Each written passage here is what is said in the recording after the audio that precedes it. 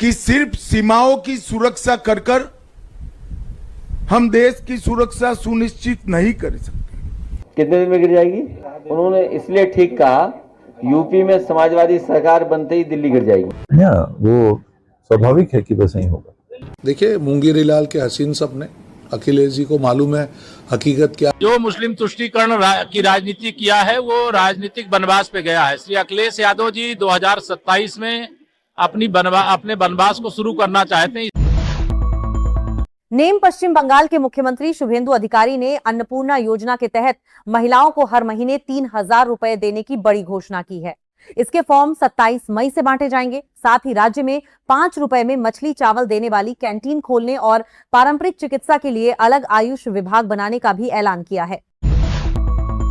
पाकिस्तान के बलूचिस्तान प्रांत की राजधानी क्वेटा में एक ट्रेन के पास हुए भीषण बम धमाके में कम से कम 24 लोगों की मौत हो गई और 70 से अधिक लोग घायल हो गए। बलूच लिबरेशन आर्मी ने इस आत्मघाती हमले की जिम्मेदारी ली है। ये संगठन बलूचिस्तान की पूर्ण स्वतंत्रता की मांग कर रहा है। एसएससी जीडी कांस्टेबल भर्ती परीक्षा में भारी अव्यवस्था और हंगामे के बाद कर्मचारी चयन आयोग ने कुछ प्रभावित केंद्रों की परीक्षा रद्द कर दी है। क्षमता से अधिक अभ्यर्थियों के पहुंचने के कारण व्यवस्थाएं पूरी तरह चरमरा गई थीं। अब इन केंद्रों पर परीक्षा दोबारा आयोजित की जाएगी, जिसकी जानकारी आधिकारिक वेबसाइट पर मिलेगी। केंद्रीय गृह मंत्री अमित शाह ने राजस्थान के बीकानेर में सांचू बॉर्डर आउटपोस्ट पर बीएसएफ जवानों से संवाद किया। उन्होंने जवानों की सराहना करते हुए कहा कि केवल सीमाओं की सुरक्षा से देश सुरक्षित नहीं हो सकता। उन्होंने जवानों को सीमावर्ती क्षेत्रों में अवैध निर्माण और ड्रोन से होने वाली तस्करी रोकने का संदेश दिया कि सिर्फ सीमाओं की सुरक्षा कर हम देश की सुरक्षा सुनिश्चित नहीं कर सकते। हमने क्षेत्रीय सुरक्षा का राज्य सरकारों के साथ रहकर चिंता भी करना पड़ेगा और वो जिम्मेदारी का निर्वहन भी करना पड़ेगा।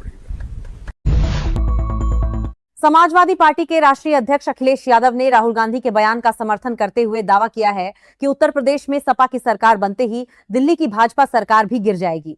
उनके इस बयान पर भाजपा नेताओं ने पलटवार करते हुए इसे मुंगेरी लाल के हसीन सपने बताया है। देखिए, मुंगेरी लाल के हसीन सपने, अखिलेश जी को मालूम है हकीकत क्या है, ग्रास रूट की हकीकत, धरातल की हकीकत क्या है, किस प्रकार से आज भी यूपी में महाजंगल राज जनता भूली नहीं है। बोल रहे हैं उत्तर प्रदेश की चुस्त दुरुस्त कानून व्यवस्था हमारी सरकार की प्राथमिकता है।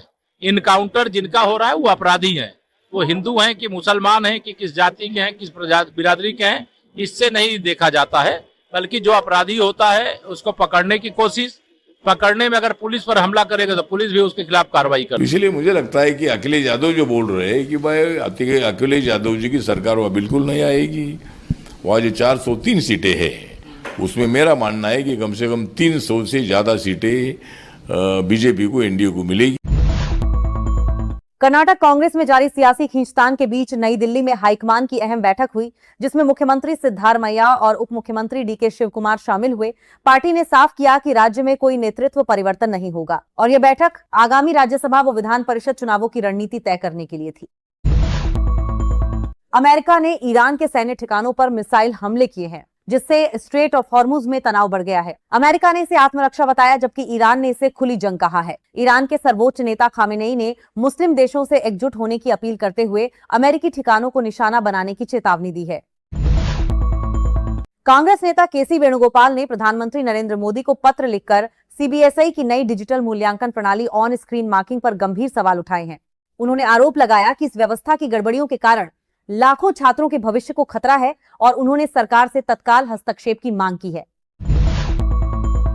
पश्चिम बंगाल की पूर्व मुख्यमंत्री ममता बनर्जी के खिलाफ सिलीगुड़ी साइबर पुलिस स्टेशन में एफआईआर दर्ज की गई है। उन पर हिंदुओं के खिलाफ आपत्तिजनक टिप्पणी करने का आरोप है। विधानसभा चुनाव में हार के बाद उनकी पार्टी तृणमूल कांग्रेस में बड़ी टूट की अटकलें भी तेज हो गई हैं।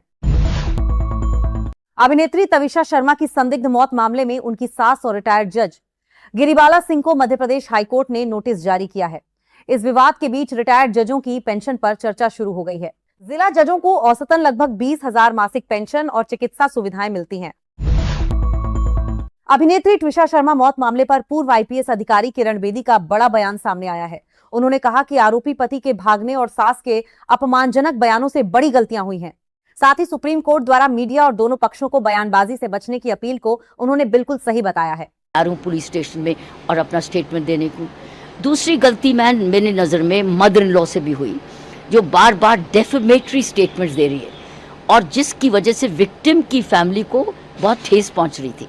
सो आपको विक्टिम की फैमिली पर उनके वूंड्स पर नमक नहीं छेड़ना। तो आपको कहना, आपको भी एज अ जज कह सकते थे कि पुलिस जैसे आएगी हम उनको बयान देंगे, और हमने सीन ऑफ क्राइम्स प्रोटेक्ट किया हुआ है क्योंकि वो तो जज हैं और वो जानते हैं। सो दो गलतियां सामने एक्यूज्ड की तरफ से हुई। नई दिल्ली में क्वाड विदेश मंत्रियों की अहम बैठक हुई है, जिसमें समुद्री सुरक्षा, ऊर्जा सुरक्षा और महत्वपूर्ण खनिजों के क्षेत्र में नए कदमों की घोषणा की गई है। हालांकि चीन ने इस बैठक का विरोध किया है, लेकिन विशेषज्ञों का मानना है कि क्वाड आर्थिक और रणनीतिक मोर्चे पर एक मजबूत गठबंधन के रूप में आगे बढ़ रहा है। तो फिलहाल आज के लिए इतना ही। हाँ, और अभी तक अपने चैनल को सब्सक्राइब नहीं किया है तो वीडियो को लाइक कर चैनल को सब्सक्राइब जरूर कीजिए। मिलते हैं इसी तरह खास न्यूज के साथ नेक्स्ट वीडियो में। तब तक के लिए जय हिंद, वंदे मातरम।